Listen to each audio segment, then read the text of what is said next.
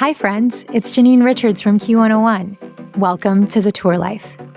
Grab your all-access pass and join me behind the scenes of the music industry. Together, we'll discover how to live happier and healthier lives doing what we love. Today's guest is a musician and proud trans man who actively supports trans visibility both in and out of the music industry.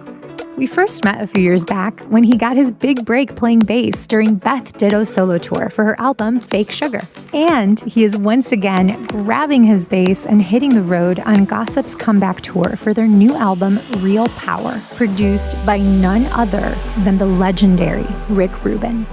Throughout the episode, he shares his journey from the grassroots DIY scene in the Pacific Northwest to international stages, highlighting not just the thrills, but also the significant challenges of tour life. A crucial aspect we discuss is the topic of safety, how his tour family navigates the complexities of different cultural environments and creates safe spaces for themselves and the fans, especially in regions where being openly queer can pose additional risks.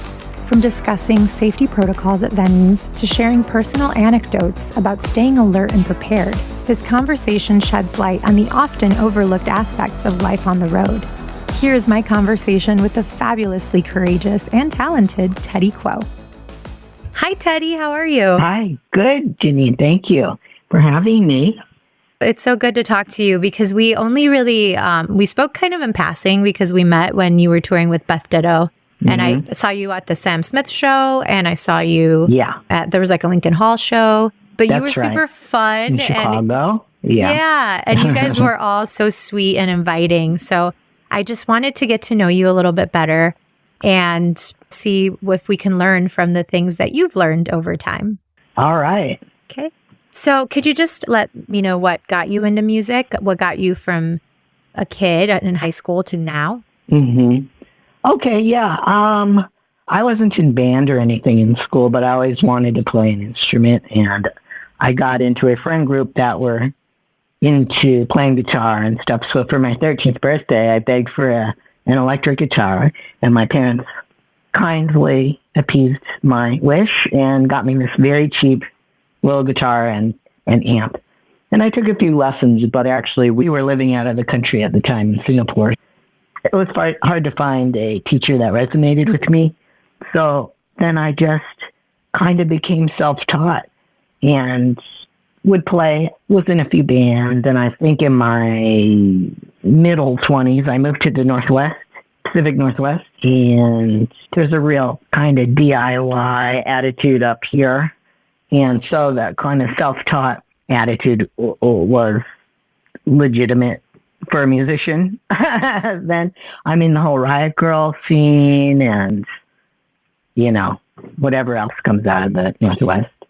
Of course, there's great trained musicians here as well, but I moved here and people just started asking me to play with them.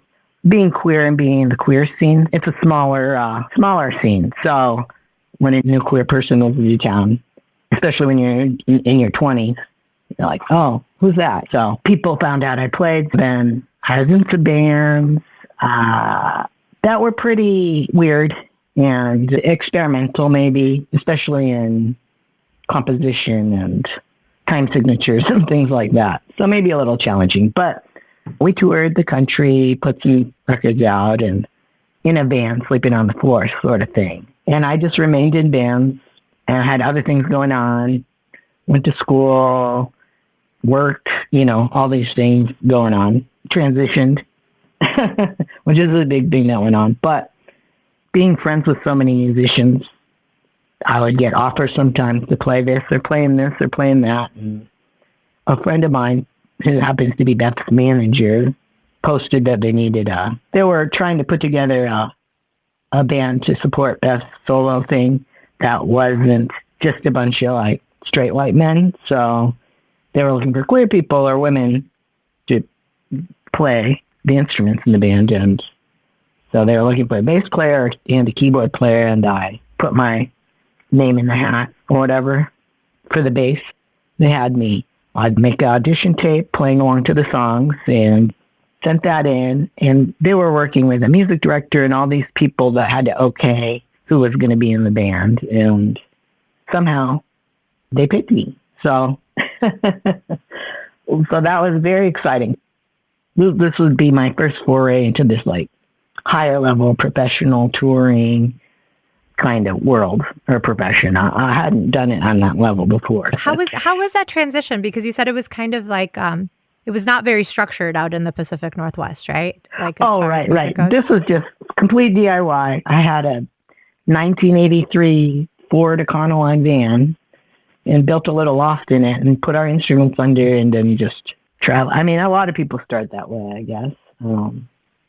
I drove around the country, which was fun and something that's fun in your 20s when you're young and limber and in good shape. But as an older person now, I'm definitely appreciating this other way of touring. That's a little bit easier.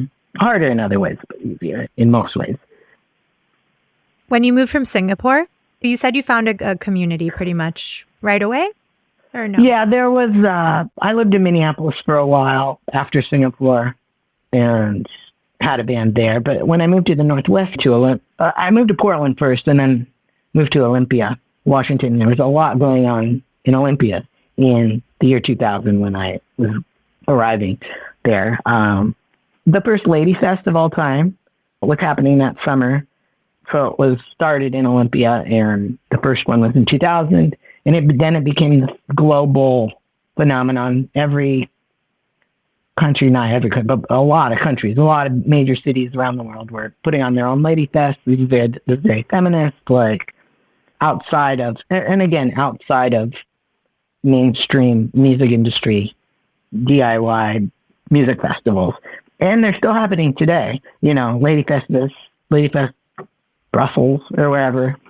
It was very exciting for this tiny town in the Northwest to be producing. There was also this rock opera called The Transfused that this band The Need put on, and it was like this huge community DIY event. What else was going on? Yo-Yo A Go-Go, Homo A Go-Go. A lot of music festivals, a lot of DIY, a lot of community built in for supporting that sort of scene. And that was very exciting.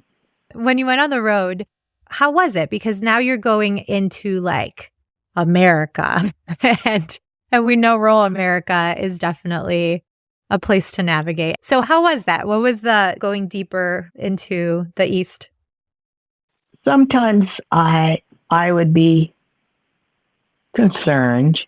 I mean, luckily where we would have an audience was mostly just all in cities, bigger cities. So that's where we would go. And of course we have to drive these small towns. And it was sometimes scary, but oh my gosh, today I would be terrified. I'd be so scared to go into the rural places. I think it's way scarier now to drive through. Is that what you're asking? Like the climate of the country? Yeah. Yeah. I mean, that's where we're going, I guess. Yes. But yeah, I mean, I always watch, when you watch like those horror movies and you're afraid you're going to get murdered in the middle of nowhere. Oh, yeah. So that's scary to begin with, right? Regardless. But going from somewhere that's like pretty liberal and accepting and then, having to pass through in a van, I could see how that would be scary. But it's interesting that you said that you do feel that like the climate is significantly scarier worse now. Yeah, for sure. Definitely. I mean, and we can talk about this too, because most of the touring we do, and now I do with Beth, is overseas. So in Europe. Last time we were just in London a couple weeks ago, and I walked off the plane, and there's this guy in a Confederate flag sweatshirt and a hat with like some automatic rifles over an American flag. And it was really strange to see in the London airport. I don't know if he was just waiting for someone to get off the plane, but if I seen that in the US, I would be scared. Like, I'd be like looking around for the exits, like what's this guy going to do? But it is because of gun laws in other countries, I feel so much safer in Europe than I do in the US. Had you gone to Europe prior to touring with Beth? I had like once with my parents and then as a kid. But as an adult, I had toured, did a little tour that didn't make any money or anything. It was just a small thing with a couple of friends of mine that asked me to play and just come along for that tour. So we just did France, mostly France and Germany then. So now, no, not this extensive. I want to get one of those maps where you put push pins in. I really, really want to get one of those because we've gone so many places and I don't want to forget. Oh, and I hear that so much. It's like you do so much traveling and sometimes you don't even know what country you're in. Oh, for sure. And just never know what day it is. Even when I'm home, I don't know what day it is. It's just out of time. That kind of work is just, you're in a different universe, kind of. Right. Yeah. And I always joke around about time travel, but I mean, it's for real. It's true. like in Inception, it's like you need what's the little thing that... Oh, what did they take? I can't remember what it's called, but it's like a little like token that you have to like keep to... Oh, the token, the spinning thing? Yeah. The top? The top, yeah. What's your top? What keeps you grounded? It's hard. It's actually hard to feel grounded ever. Trying to see my friends when I'm home, and my things that most make me feel most grounded is probably yoga, going to the gym, just working out, being physical, being with my friends, and one thing we like to do, my friends and I, is play ping pong. We play a lot of ping pong, so that helps me feel grounded. Just doing the things that really make me feel joy. Swimming. I'm trying to swim a lot, but I guess that's a lot of physical activity, and mentally, I mean, it helps you mentally, of course. Yeah, and where do you find the time? I mean, I do that when I'm home, but we're gone a lot, so it's hard on tour to keep it up. I don't know. I mean, I think you're gonna later on be talking maybe with Jake, who I tour with, and he's pretty disciplined when he wants to be about getting daily exercise. So he's kind of an inspiration. I try to keep up with him. But, a lot of times we'll do 2 days on or 3 days on in the bus. Then we'll have a day off in a hotel. So whenever there's a hotel, and we've been there a while, I've adjusted to the time zone, I'll try to use the gym at the hotel. Usually as best I can do. And if it's in the summer, Jake will go on a jog, and maybe Kelly too, who also tours with us. And so we'll all do that together or something. When I'm home, I get to do those things almost daily. So yeah, that's really nice finding some people. And that's something that I noticed about you guys, because I actually did talk to Kelly too, and she told me that she's a runner. She loves to run. Oh, you already talked to Kelly? I did. I talked to Kelly, yeah. And I loved that you guys seem to jive so well. Yeah. And I think we've lucked out, and maybe Kelly's talked about it more. Both Kelly and Jake have way more experience touring with like being the gun for hire on tour. Kind of like this artist needs a band and they get hired on and go. So you kind of never know what the vibe's going to be with everyone. I'm sure you're just jumping into it, not knowing anyone. And that's how I jumped into this, not knowing anybody. I mean, I kind of knew Beth, but nobody else. And we lucked out, I think, because everyone's so sweet and so nice and easy. It's not hard at all. No drama, no. But I think, especially Kelly had some stories of harder times, especially when she was younger, being like the only woman in a band. It's hard, rough on the road, spending that much time. So in Europe, when you guys are touring and everything, I know you guys are pretty popular over there. Is there like a big community in a lot of places? You're telling me it's pretty different. You feel a lot safer over there. So what's the climate like? And would the average person from here who is LGBT, would they feel comfortable maybe focusing on a career in music over there versus in the U.S.? That's interesting. I mean, I don't know, because I only know the specific way that I've been experiencing Europe. And definitely with Beth, she's so out as a queer person and is political about that. So the people that come to our shows are There's a lot of queer people, a lot. And she crosses out of that specific box in Europe, especially because she's so popular there. So I guess I just I don't know. That's a hard question because I'm not sure. Specifically for transgender people, I've done some research and like what countries are most trans friendly. And interestingly enough, this is just a Google search, so who knows if it's true or not, but I had saw that Norway is the most transgender friendly country in Europe. But honestly, yeah, I don't feel unsafe there. No. I mean, even though they have had tragedies, like gun violence at for example, the Bataclan in Paris, which is now rebuilt, and we play there a lot when we go back there. So even in Europe, I feel safer, but at a venue, a big venue, a big club or something, I'll still be like, okay, where are the emergency exits? There's that other shooting. Gosh, this is depressing. Was it Ariana Grande or something? Yeah, it was in Manchester. Right? In Manchester. Yeah. Was that it? Yes, it was. Yeah. But so, yeah, I mean, God, that's intense.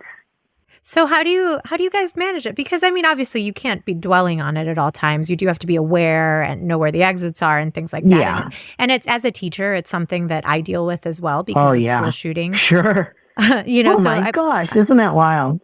That has to be in our minds, Yeah, I always tell the kids, I say it kind of jokingly. I'm like, shut the front door. And, they all think I'm saying something else. But but really, I'm just like, no, you guys, first day of school, I have to tell them, hey, when I ask you guys to shut the front door, like, I'm being serious. Right. It's the safest thing to do. I'm trying to protect you. And it does. It sucks having to have that conversation.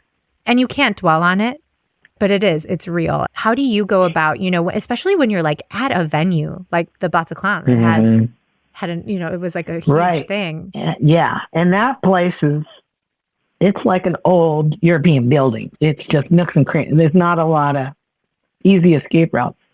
I mean, they're such an amazing venue and what they've been through and that they rebuilt it. And I think there's so much pride around that place now. And not that there wasn't before, but just this extra community, stronger community. So that place in particular, they've definitely upped security. And I've noticed in a lot of clubs that security is pretty high, which is good. So that is some sense of comfort. Also, the tour manager, whoever it is, we always have the best tour managers that are just really on it. So a lot of touring is, I just kind of feel like a giant baby because it's just someone telling me where to be and what to do. It's like there's no responsibility for me to know what's going on because the tour manager is so on it and you just kind of have to go along with it. Sometimes it's frustrating being like, I just want some autonomy here, but it's best just to go along with what the tour manager is telling you to do. Because they know they're in it deep. A great tour manager, I know they're looking for the exits. I know that if anything happens, they're telling us what to do. So there's some safety in that. I 100% noticed that about MJ. I remember being at Lincoln Hall. Yeah. And there was like one security guard. And she's like, whoa, no. We need to get this taken care of right now. And so I thought that was fabulous. So with music, is there something that you didn't expect about getting into music that just threw you for a loop and then you had to learn how to adjust? I feel like it wasn't like my main goal. I thought I'm going to be a professional musician that tours. Like, I know Kelly and Jake, they have much more experience than I do. So I kind of feel like right place, right time, kind of got lucky that I got this gig. And so everything's kind of been a surprise. I was scared. I didn't know what to expect. We had to go down to LA and meet everyone for the first time and did this music director, and we rehearsed probably 10 hours a day for 4 weeks without a day off. to learn all the material and get up to the level that we should be at. That was the first when we were just meeting each other. Now, whenever we tour again, we'll get together and rehearse. But it's a lot more casual, and we only need a day pretty much to run through the set and everything. But back then, yeah, it was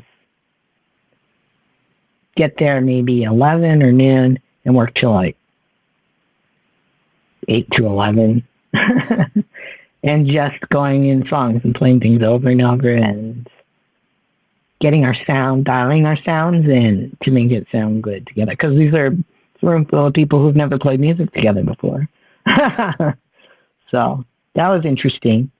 But I think I've adjusted great. I mean, yeah, just not have been over there in a while in years and forgetting what jet lag is really like. I mean, that's an easy answer, jet lag, but it's true. I got in big trouble. The first show we played was in Berlin for this tour. We flew there. I hadn't been to Europe in a few years. Lobby call in the hotel was like 3 p.m. I'm like, it's about 10 a.m. And I just arrived. I'm like, I'm just going to take a nap. I'll wake up way before 3. That's like in so many hours. And it was past 3. My phone's ringing. I got, do you ever meet, oh, you haven't met Gina, our tour manager in Europe. She will let you know when you did something wrong. So just remembering, wow, yeah, jet lag's real. Oh, yeah, you can't trust your internal clock at all. So No, you didn't set an alarm? I didn't. Yeah, but you don't realize, like, your body's literally like, what? Like, what? I don't know what's going on. Like, how can you trust me? It's like trusting, like, your drunk best friend to get you home after a night out. Like, it's not going to happen. Yeah. Yes. That was not. Oh, man.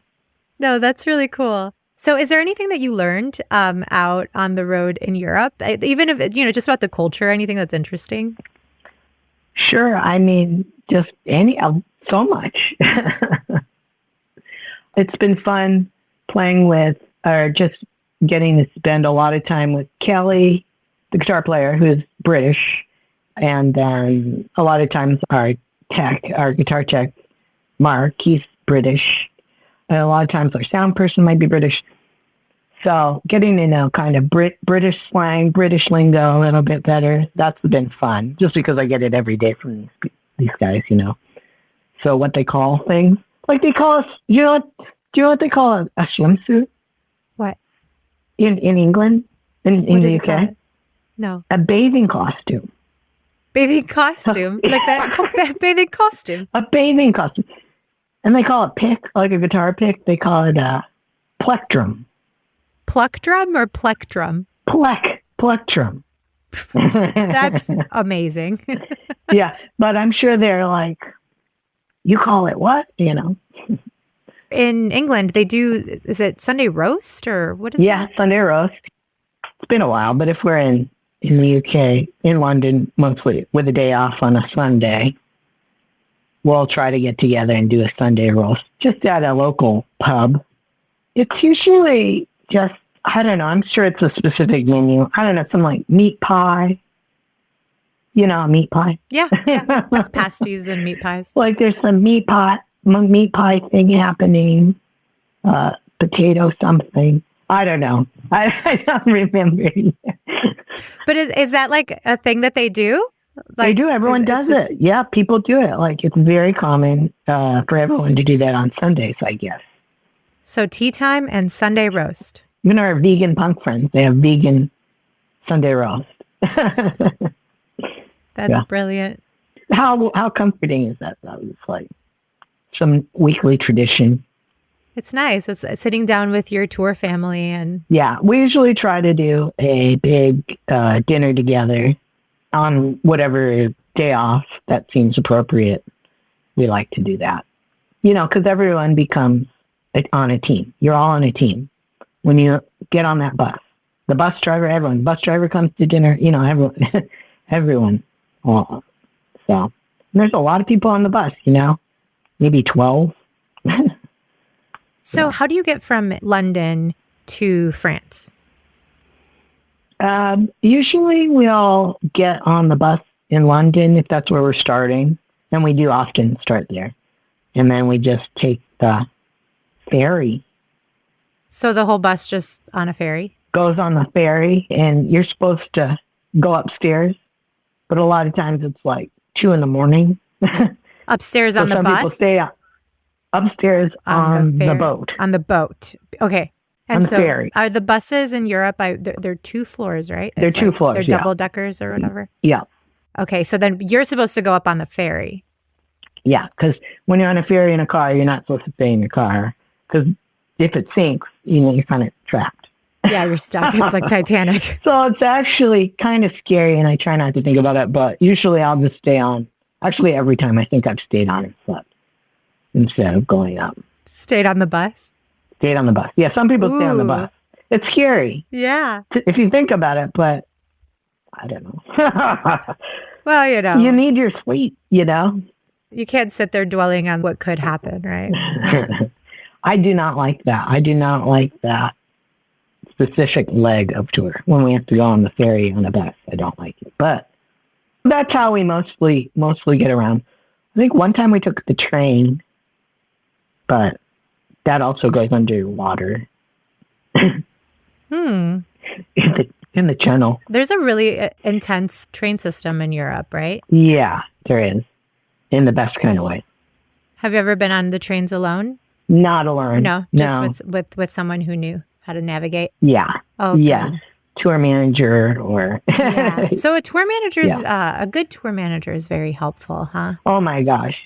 Yeah. It would be complete chaos. And we're all like, I just turned 44. We're all like old enough to be able to be like, I can figure this out, but it still would be chaos if we didn't have a tour manager.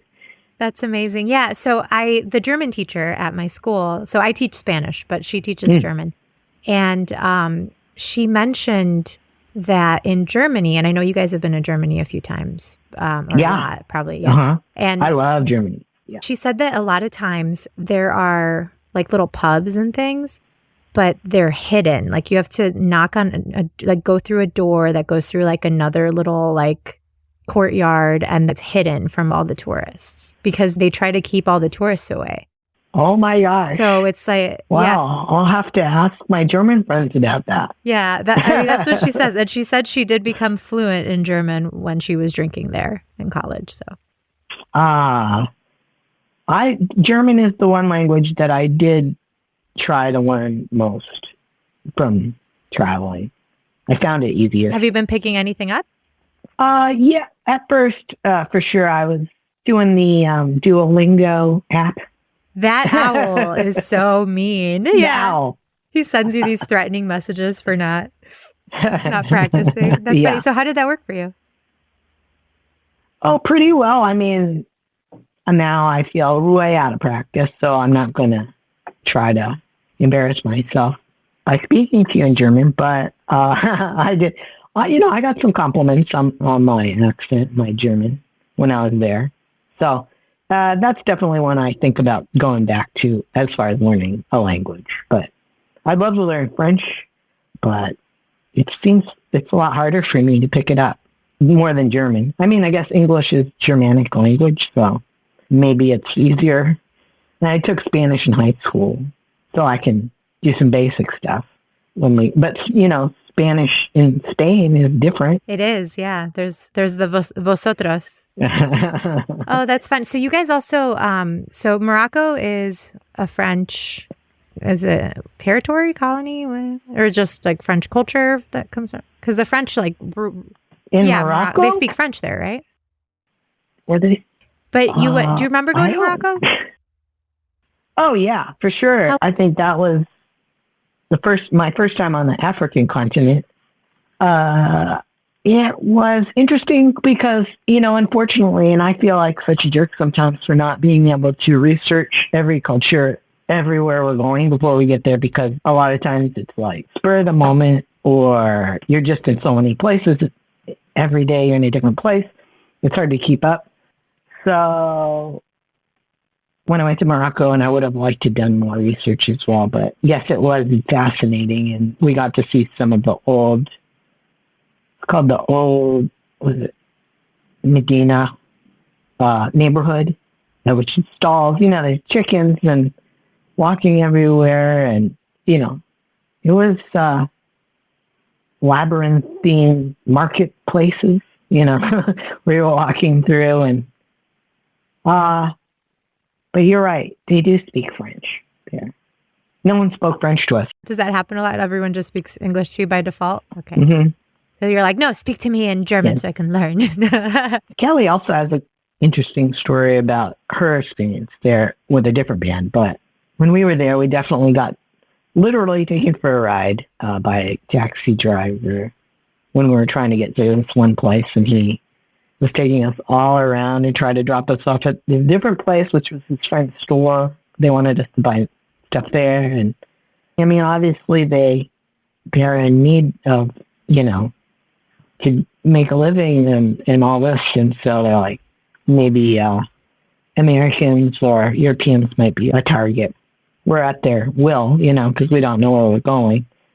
But other than that, being in Morocco, also, you don't know what's polite. What are the standards of, like at our show, everyone was sitting down in their seats and they sat, it was kind of like a fancy event or something. The entire show? I mean, there were people in the back, younger people who were like standing and,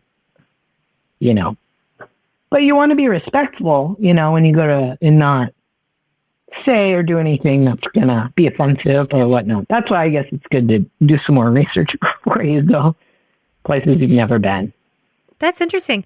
And it makes so much sense that, let's say you're putting a tour together and actually just taking in like that culture aspect and just giving some like little cliff notes on, what to expect and like what's okay and what's not okay. That might be helpful. Yeah, that would be very helpful. That would be helpful. I mean, I think, it was probably Gina with us. It might have been a different tour manager, but, an experienced one has been there before and will be like, oh, hey, by the way, don't do this or this.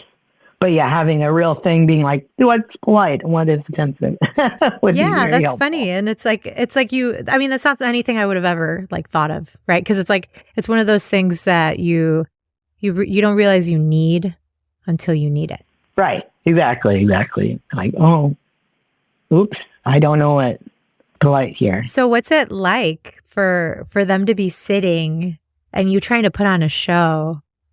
How does that feel? Well, I think it's harder for maybe Beth because she's the lead person of the band and she's the focal point. So it's probably harder if the crowd isn't also seem into it. That it would be hard to also be yourself to be into it. But it felt very warm and that they were in it, enjoying themselves. It was just a little bit milder with them sitting. But you can sense like the good vibes. It's just not like up and crazy. Yeah, for sure. So where are the fans crazy? Where are the fans crazy? Gosh. I just remember, so I took my son to the Sam Smith show at United Center. Thanks to you guys. And we were sitting by some girls and I was like, hey, do you want to do this for a living? Like, do you want to grow up to be like Sam Smith? And he's like, no. I was like, why not? He's like, these girls are crazy. Yeah. He's like, I can't handle all these fangirls. So is there any place that's really, I mean, no, the opposite? No? Or just the opposite of Morocco? Yeah. The opposite of Morocco? Oh, gosh. The crowds are great. I mean, London's always a good time. And Beth had so many friends there. And, I mean, the fans are never too crazy. Sometimes, I guess, where were we? Maybe in Paris last time we were there.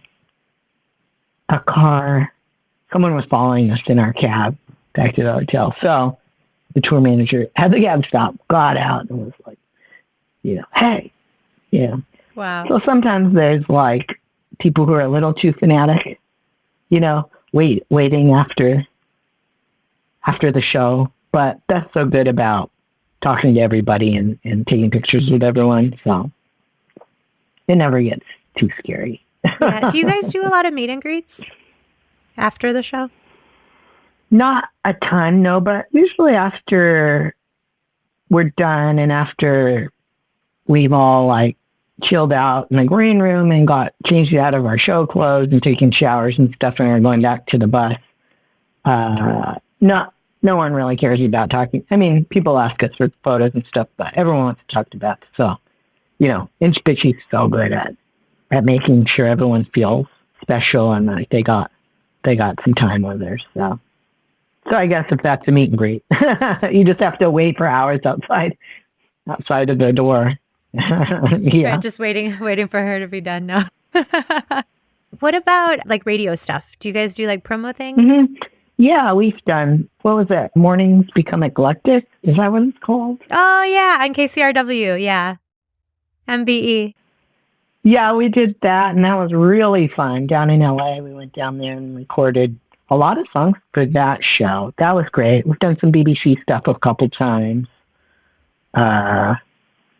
Sometimes we'll just play like an acoustic song, or like a couple of acoustic versions of the song on the show for them, but Beth's got the gift of gab too, so she's really fun to interview for people on the radio or TV. Because we do TV as well, a lot. We've done some shows in I guess, Germany, France, and England, and then we've done a few here in the U.S. James Corden and Seth Meyers. Oh, Seth Meyers. I got my Seth Meyers shirt on. Oh, yeah, late night. So I remember when I went to meet you guys at the show in Portland, and I was going to drive up to Seattle while you guys went to Vancouver. Beth asked me to take a bunch of toiletries to a shelter in Portland because you guys collect those. Yeah. Could you tell me about that? Oh, yeah. Well, actually, our tour manager, Mary Jo, she's done a lot of tours with other artists, and that's just something I think she started because we do go to so many hotels. If we're gone for a month or two and we're not on the bus, we're in a hotel. So she just told us to start collecting those things. She started that and it was great. So we just had a big box on the bus and everyone would throw those free toiletries you get at the hotel in there. And then she says she likes to donate to women's shelters, LGBT, reach out shelter organizations, and probably just homeless organizations. So that's cool. Yeah. Good on Mary Jill for starting that. Because that's something so easy we can do. Oh, that's awesome. Yeah. And I didn't realize it was MJ who did that. But that's really neat. I like the idea of being able to be helpful, right? Being able to do something to help while you're out and advocate in one way or another. I do feel that people who are out and they're in front of people, it's almost like you have a responsibility to do some good for the world. I don't know. Right. Yes.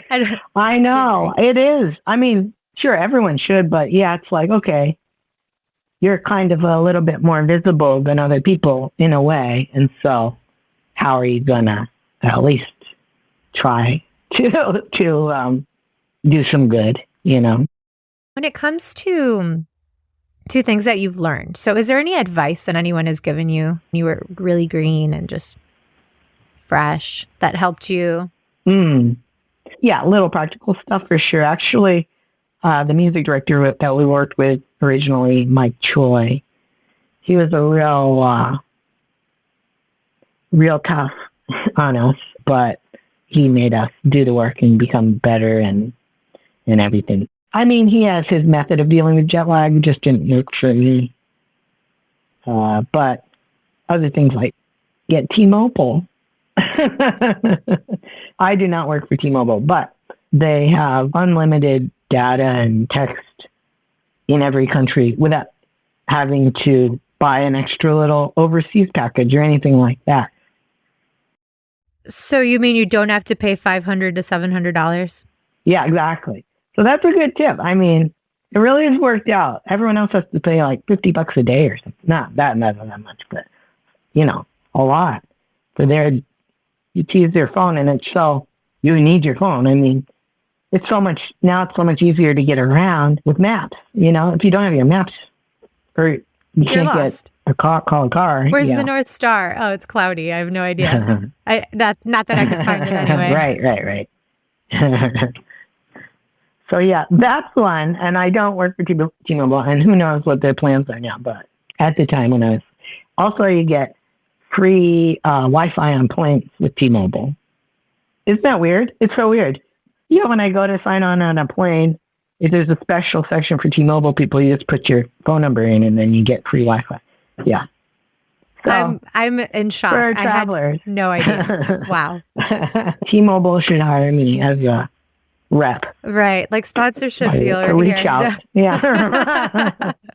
Oh, that is so funny. But yeah, those things are stuff where like, somebody who's going overseas for the first time, like they have no idea. And I mean, if you spend all your money on all these things that you really do need, you could end up in the hole when you come home. Right. So, yeah. Oh, yeah, for sure. Yeah, because of all the expenses. Well, another good thing I learned, which I should have heeded right away, was, when we first started this, you're not guaranteed work. You're not guaranteed a certain amount of work. When an album comes out, maybe the record cycles a year, maybe it's 2 years, and maybe the touring is very intermittent. You can't count on a certain amount of money when you start a project like this. So I'm like, maybe it'll be over after this 1 week tour. Maybe they'll replace me and I wasn't good enough or whatever it is. And, but the music director before we started touring, like, you should just move out of your place and not have a place for a while so you don't have to pay rent, because you might be out for a year and a half, or you might be out for 2 years, on tour. And I should have done that. I would have saved so much money, because it ended up that, we're out almost 2 years. So, I mean, off and on, but a lot of touring. I should have done that. That would have saved a lot of money. So I eventually was able to get a subletter. So that was helpful. But yeah, I should have just moved out. I think I would have saved so much money. Yeah, that's interesting. And I mentioned to, I think it was to Macy Taylor in like an episode of the podcast that I heard the term professional homeless person. And yeah, he also said that to me. Yeah. Yeah. Oh, yeah. That's Jake. Have you talked to Jake yet? Not yet. I will. Yeah. Okay. Well, he's all about that. He's all about his vagabond life. Yeah. He hasn't had a real place to live in years. That's wild. Oh, man. But it is a big saving. Yeah. Yeah. That's amazing. And do you have any stuff coming up? You said you guys are going to be in Paris. Do you have any other projects happening? Well, Beth's on a TV show on Showtime called On Becoming a God in Central Florida, and it's really good, starring Kristen Dunst. So she's busy with that. And also this tour cycle's over for her solo album that came out a couple of years ago. So I think next step would probably be writing a new album and then get back on the touring, the touring circuit again. Do you think you're going to be recording on this one? I hope so, yeah. That'd be great. I mean... Fingers crossed. Yeah, like I'm trying to do some writing. And that would be cool. But I'm also enjoying being home for a little chunk and haven't been playing as much as I should be. What do you do when you're home besides yoga? Do you have pets? Yeah, have cats. Tell me about the pets. I live with Beth now because Beth and I are together, so we have a cat. And we like to just enjoy the house and cook a meal for yourself. Like simple things you forget when you're touring so much is cooking, driving a car. Like I love just to drive my car because I never get to drive. Not that bus. I wouldn't want to drive that bus. But simple pleasures like that. And then, of course, catching up with all my friends. And I live in Portland now, and I love the Northwest. The Northwest summer is the best. Trying to just enjoy being in one place, sitting still for a while, vegging out. Sometimes the best thing is to not do anything at all, right? Yeah. Well, it was great talking to you. And thank you. Yeah, I'll talk to you soon. Thank you so much, Ted. Thank you so much for joining us on The Tour Life. Please remember to rate and review the show on Apple and Spotify to help us elevate these important conversations. Join our community and get access to exclusive behind-the-scenes content. And you'll also be the first to hear about upcoming events and giveaways by connecting with us on socials at the Tour Life Podcast and at Q101 Chicago. Are you into weird, spooky, and strange history? Horrifying History tells you about the side of history that people don't normally talk about. We tell the tales of haunted places, infamous true crimes, unsolved mysteries, the paranormal, and then we look to history to see where the truth actually lies. Want to get spooky with us? Horrifying History, part of the Believe Network. Just search BLEAV on YouTube or wherever you listen.